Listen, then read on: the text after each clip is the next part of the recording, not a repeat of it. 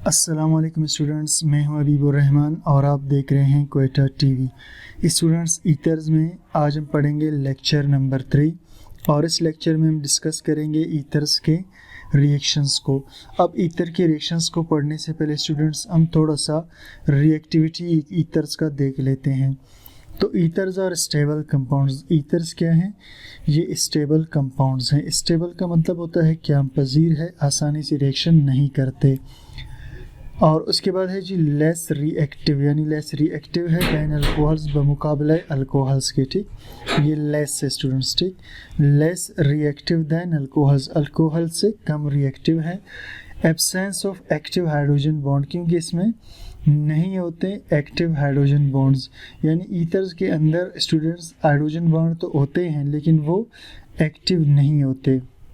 अब स्टूडेंट्स, अगर हम ईथर के स्ट्रक्चर को देखें तो यहाँ पर जो ऑक्सीजन है इसकी इलेक्ट्रोनेगेटिविटी यानी इलेक्ट्रॉन को खींचने की सलाहियत 3.5 है और कार्बन की 2.5 है। ठीक, अब ऑक्सीजन क्या करता है, कार्बन के साथ जुड़े हुए इलेक्ट्रॉनों को दोनों तरफ से अपनी जानिब खींच लेता है। इलेक्ट्रॉन खींचने की वजह से इसके ऊपर आता है पार्शियल नेगेटिव यानी थोड़ा सा नेगेटिव चार्ज, और कार्बन पे इलेक्ट्रॉन की कमी की वजह से आता है पार्शियल पॉजिटिव चार्ज।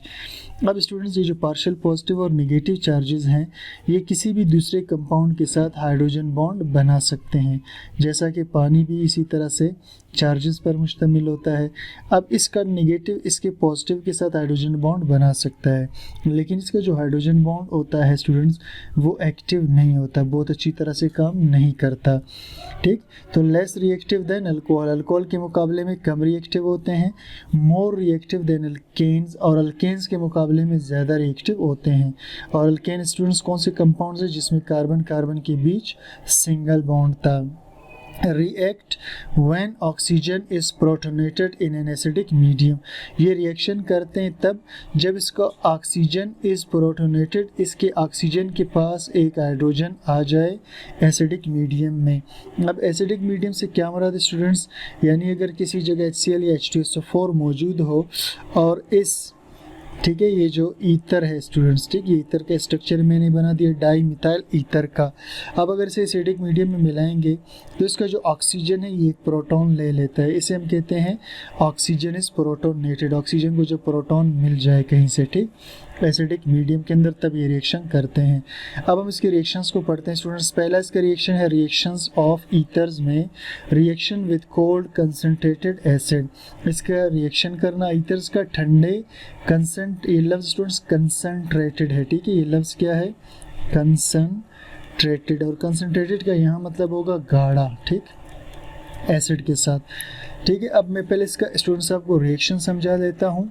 ठीक, और रिएक्शन समझाने के बाद फिर हम इसका स्टेटमेंट पढ़ते हैं। ठीक, मैं एक ईथर बना लेता हूँ जैसा कि CH3 CH2O और CH2CH3 है। ठीक, इस ईथर को स्टूडेंट्स हम कहते हैं, ठीक, ये डाई इथाइल ईथर, यानी एक इथाइल ये है एक इथाइल ये है, तो ये डाई इथाइल ईथर है। ठीक, मैं इसका नाम भी यहाँ पर लिख लेता हूँ, डाई इथाइल ईथर। इसे हम HCl के साथ मिलाएंगे। ठीक है, और HCl क्या है स्टूडेंट्स, हाइड्रोक्लोरिक एसिड है। ठीक, इसे जब हाइड्रोक्लोरिक एसिड के साथ मिलाएंगे स्टूडेंट्स, ठीक, तो इसका जब रिएक्शन हाइड्रोक्लोरिक एसिड के साथ करेंगे तो हमने थोड़ी देर पहले बात की थी कि इसमें प्रोटोनेशन होगा। ठीक, अब प्रोटोनेशन का मतलब ये स्टूडेंट्स, ये जो एसिड का हाइड्रोजन है ये ऑक्सीजन के पार्शियल नेगेटिव चार्ज की वजह से ऑक्सीजन पे जाकर अटैक कर लेता है। ठीक, अब उसके बाद रिएक्शन कैसे होगा स्टूडेंट्स, CH3 CH2, यानी ये CH3 CH2 ऑक्सीजन ये अपनी जगह रहेंगे, फिर CH2 CH3 ये भी अपनी जगह रहेंगे। ठीक, अब ये जो ऊपर से हाइड्रोजन स्टूडेंट्स आया है वो हाइड्रोजन क्या करेगा, यहाँ ऑक्सीजन के साथ आकर जुड़ जाएगा। अब जब स्टूडेंट्स ऑक्सीजन के साथ आकर जुड़ जाएगा तो ऑक्सीजन चूंकि अपने इलेक्ट्रॉन देगा इस हाइड्रोजन को जोड़ने के लिए, तो इसलिए यहाँ पर हम पॉजिटिव चार्ज शो करेंगे इस पूरे मॉलिक्यूल के ऊपर। ठीक, और ये जो क्लोराइड अलग हुआ था इस पर होगा नेगेटिव चार्ज। ठीक है, तो ये बन गया, इसे हम स्टूडेंट्स कहते हैं डाई इथाइल, क्योंकि इसमें दो इथाइल है, एक ये वाला एक ये वाला, इसे कहते हैं डाई इथाइल। इथाइल ऑक्सोनियम, क्या बोलेंगे इसको स्टूडेंट्स, ऑक्सोनियम, इस ऑक्सीजन की वजह से। ठीक है, ऑक्सोनियम क्लोराइड। ठीक, ये डाई इथाइल हो गया, ये ऑक्सोनियम हो गया, और ये हो गया इसका क्लोराइड, ठीक है, डाई इथाइल ऑक्सोनियम क्लोराइड। इसी तरह स्टूडेंट्स यहाँ पर HCl की जगह अगर हम H2SO4 इस्तेमाल करें तब भी रिएक्शन बिल्कुल इसी तरीके से होगा, ठीक। अब उसके बाद हम इसका स्टेटमेंट पढ़ते हैं। Ethers react with cold concentrated HCl और H2SO4। ईथर्स रिएक्शन करते हैं ठंडे गाढ़े HCl या H2SO4 से टू प्रोड्यूस ऑक्सोनियम साल्ट, और ये बना लेते हैं ऑक्सोनियम साल्ट, ठीक। अब हम इसका नेक्स्ट रिएक्शन करते हैं। Reaction with hot concentrated acid, वहाँ हमने ठंडे एसिड से मिलाया था और यहाँ हम इसको गर्म गाढ़े एसिड से मिलाएंगे, ठीक। तो चलिए जी इस रिएक्शन को देखते हैं। सबसे पहले मैं बना लेता हूँ CH3 CH2O और CH2 और CH3, यानी ऊपर वाला जो स्टूडेंट्स हमने एग्जांपल पढ़ा था डाई इथाइल ईथर, यहाँ मैंने दोबारा से डाई इथाइल ईथर को बना लिया है। अब मैं इसको मिलाता हूँ HCl के साथ। हाइड्रोक्लोरिक एसिड है लेकिन इस दफ़ा ये क्या होगा, गर्म होगा, हीटेड होगा, ठीक। अब इसमें क्या होगा स्टूडेंट्स, रिएक्शन बिल्कुल उसी तरह से होगा जैसे पहले हमने डिस्कस किया था। यहाँ से जो हाइड्रोजन है स्टूडेंट्स, ठीक, ये हाइड्रोजन मूव करके जाएगा ऑक्सीजन के पास उसके पार्शियल नेगेटिव चार्ज की वजह से, ठीक। अब ये क्या होगा, CH3 CH2 अपनी जगह रहेगा, ठीक, और ऑक्सीजन के बाद CH2 CH3 अपनी जगह रहेगा, ठीक। और ये जो ऊपर स्टूडेंट्स हाइड्रोजन आया है ये ऑक्सीजन के साथ आके लग जाएगा। अब ऑक्सीजन अपने इलेक्ट्रॉन इस हाइड्रोजन को जब जोड़ने के लिए दे देगा तो इस पे आ जाएगा पॉजिटिव चार्ज, और ये जो क्लोराइड था स्टूडेंट्स इस पे आ जाएगा नेगेटिव चार्ज। इसे हम बोलते हैं डाई इथाइल ऑक्सोनियम क्लोराइड, जो हमने थोड़ी देर पहले भी डिस्कस किया था, डाई इथाइल ऑक्सोनियम क्लोराइड, ठीक।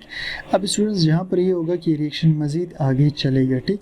अब जब रिएक्शन आगे चलेगा तो इस रिएक्शन में स्टूडेंट्स होगा क्या, अब मैं आपको वो बताता हूँ। इसमें CH3 CH2OH ये स्टूडेंट्स अलग हो जाएगा, ठीक है। ये क्या बनेगा, CH3 CH2OH, ये इथानॉल बन करके, ठीक, ये इथानॉल बनकर क्या हो जाएगा स्टूडेंट्स, अलग हो जाएगा, और ये जो क्लोराइड है यहाँ पर आकर लगेगा, ठीक।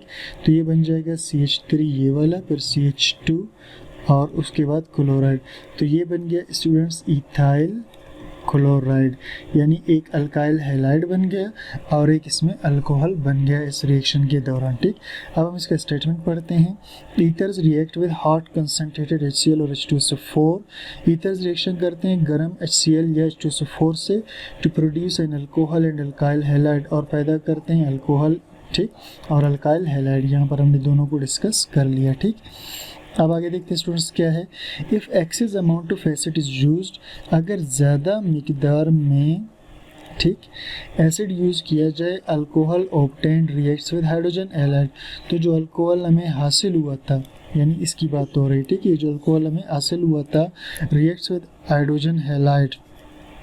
अब हाइड्रोजन हैलाइड क्या है, HCl हो सकता है, HF हो सकता है और HBr हो सकता है, hydrochloric acid, hydrofluoric acid, hydrobromic acid.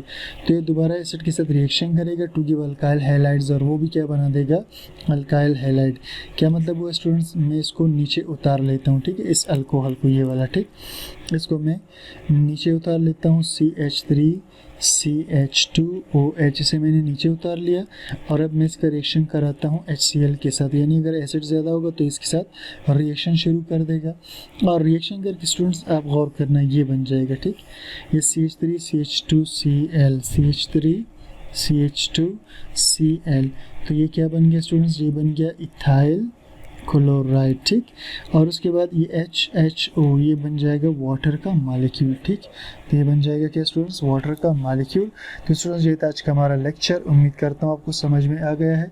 कोई चीज़ क्लियर ना हो मुझे कमेंट सेक्शन में ज़रूर बता दीजिए, और चैनल को सब्सक्राइब, लाइक, शेयर कीजिए। Thank you for watching.